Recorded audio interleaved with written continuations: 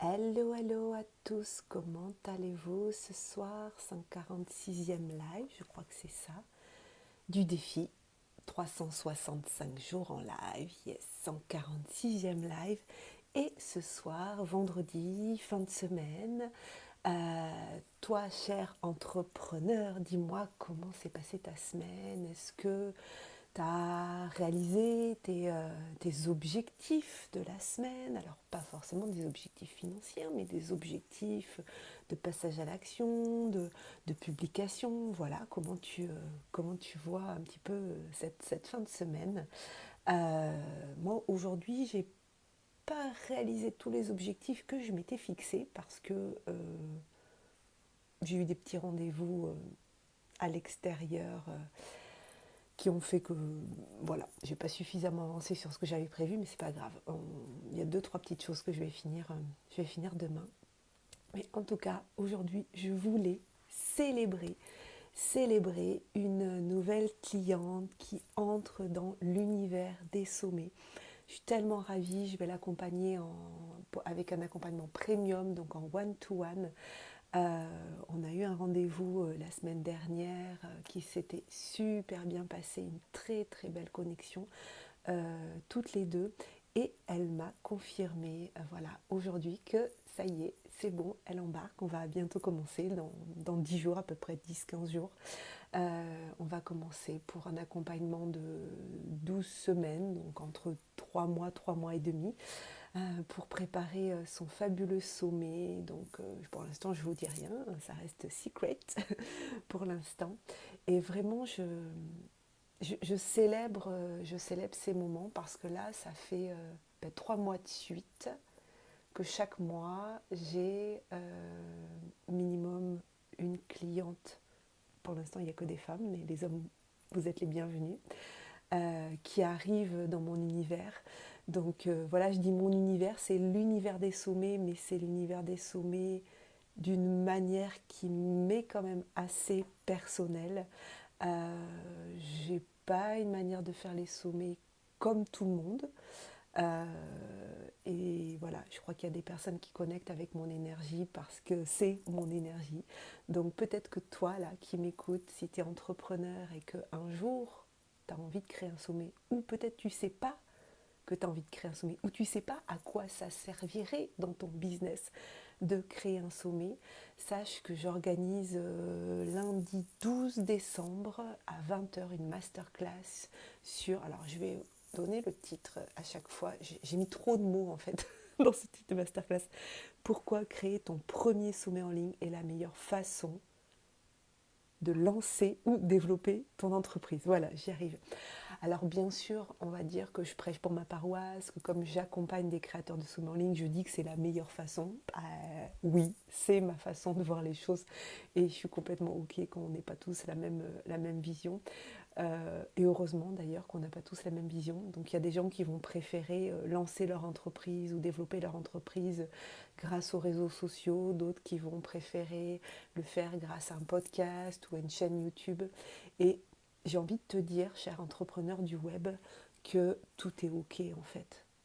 Si tu penses que la meilleure façon pour toi, c'est de faire un podcast et surtout si ça te fait kiffer, si tu t'éclates, alors oui, ça sera la meilleure façon pour toi. Moi, j'ai commencé par un podcast, mais c'est pas comme ça que j'ai eu mes premiers clients. C'est vraiment avec un sommet en ligne. Et j'ai lancé un sommet en ligne avant de lancer autre chose. Donc c'est vraiment ça, moi, qui m'a permis de me lancer. Et ça m'a éclaté. Et c'est vraiment là que je kiffe, c'est vraiment là que j'adore être. Et j'adore accompagner des créateurs de sommets en ligne. Et donc oui, je vais défendre ma paroisse. En tout cas, je vais parler à ceux qui sont prêts à entendre ce message et à ceux qui ont envie de faire comme ça. Ce qui compte vraiment, si tu te lances sur le web ou si tu sens que ton entreprise, là, elle mérite un petit coup de boost, pose-toi la question vraiment, qu'est-ce qui t'éclate le plus? Est-ce que c'est faire un podcast? Est-ce que c'est faire une chaîne YouTube? Est-ce que c'est communiquer sur les réseaux sociaux? Est-ce que c'est plutôt communiquer sur Facebook ou plutôt Instagram ou plutôt LinkedIn ou plutôt TikTok? Ou est-ce que tu préfères communiquer d'une manière différente? Qu'est-ce qui t'éclate le plus? Voilà, ça c'est vraiment le point de départ en fait, là où ça t'éclate. Maintenant, c'est compliqué de savoir si faire un sommet ça t'éclate parce que tu n'en as peut-être jamais fait. Et ce qui va être important, c'est peut-être d'échanger avec des gens qui en ont déjà fait, qui puissent te partager en fait dans quelle énergie ils se trouvent, comment ils ont aimé co-créer avec les autres, quel retour ils ont eu.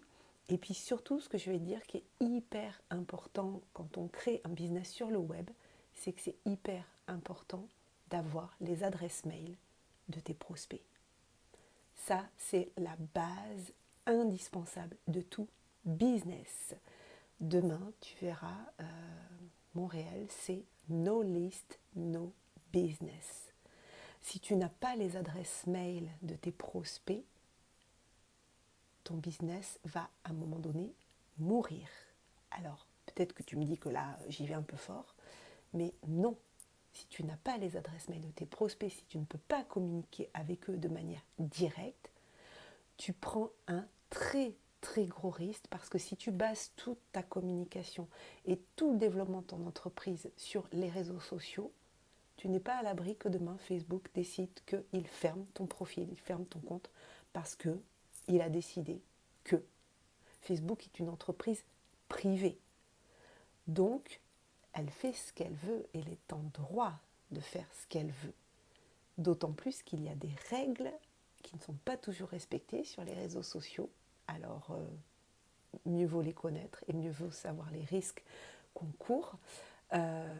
Mais il peut y avoir aussi des fois, je connais plusieurs personnes, des entrepreneurs qui ont vraiment développé leur communication sur Instagram et qui à un moment donné ont eu leur compte fermé, sans aucune explication et sans aucun moyen de le récupérer. Alors certains ont pu le récupérer au bout de quelques semaines, quelques mois, mais tu imagines bien que si ta seule manière d'être en contact avec tes prospects, c'est les réseaux sociaux, tu ne sais pas qui y a derrière un profil, tu ne sais pas qui t'écoute, tu ne sais pas comment les contacter. Et tu peux avoir 4000, 5000, 6000 followers sur Instagram ou amis ou abonnés sur Facebook, et si ça ferme, qu'est-ce que tu fais? Tu n'as plus que tes larmes pour pleurer. Parce que tu ne sais pas qui sont ces gens. Quand tu as les adresses mail de tes prospects, c'est sur ta plateforme, c'est sur ton site, tu as la liste, tu es propriétaire de cette liste. Alors attention, on ne fait pas n'importe quoi. On respecte la RGPD, on respecte les règles, ça c'est très important. Et je t'invite à te renseigner sur toutes ces règles-là. Mais tu as les adresses mail, tu peux échanger avec tes prospects. Il faut savoir qu'une newsletter qu'on envoie à ses abonnés, en général, enfin en tout cas moi c'est mes taux d'ouverture, je suis entre 25 et 35 voire 37% d'ouverture. Ça veut dire que sur toutes les personnes que j'ai, 37 personnes, si je prends 35 personnes, 30, on va dire 30 personnes, 30%. 30% des personnes, donc si par exemple j'ai 3000 personnes sur ma newsletter, ce qui est mon cas, j'ai à peu près, en gros, 1000 personnes qui voient mes messages. Sur mes réseaux sociaux, non seulement j'en ai beaucoup moins, donc là sur Instagram j'ai fait un gros vide parce qu'il y avait plein d'abonnés pas du tout intéressés par ce que je faisais, donc là je suis retombée en dessous de 600. Il y a 10% des abonnés qui voient ce que je partage. Sur 600, ça fait 60. 60 d'un côté, 1000 de l'autre. Et en plus, dans les abonnés sur les réseaux sociaux, on a beaucoup de gens qui sont abonnés, qui ne sont pas vraiment intéressés par ce qu'on fait. Quand ils laissent leur adresse email sur notre site, il y a un peu plus d'engagement de leur part, il y a un peu plus d'intérêt. Donc c'est tout bénef.